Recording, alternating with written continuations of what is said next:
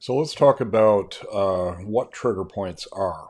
Uh, Normally, when muscles function, the filaments have to slide together. So for a muscle to shorten or pull two bones together, what happens is the body causes a reaction in which the sliding filaments slide together, and the muscle overall gets shorter, or at least that fiber bundle gets shorter. So whatever direction those fibers are pointing in, the muscle is going to contract.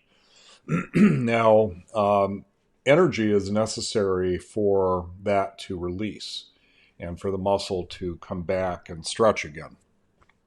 If you don't have ATP, which is a chemical compound that has to be made available through the capillaries, that isn't going to be easy for the body to achieve. Now, what you're seeing in this illustration is we're showing the center of a muscle fiber bundle, which consists of individual muscle fibers, each of which can contract.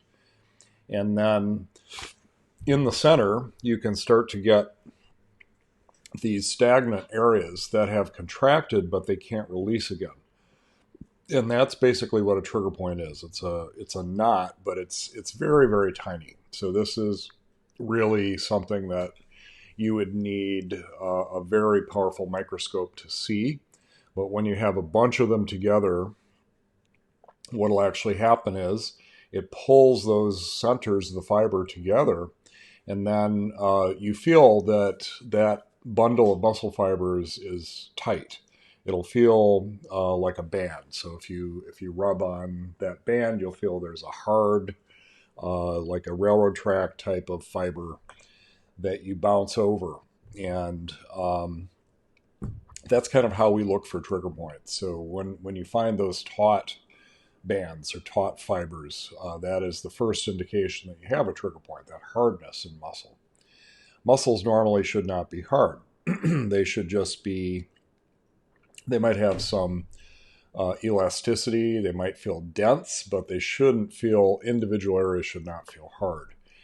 When they do, that's because you have these taut fibers. Now, those trigger points tend to be in the center of a given fiber, not in the center of the muscle, but in the center of a given fiber.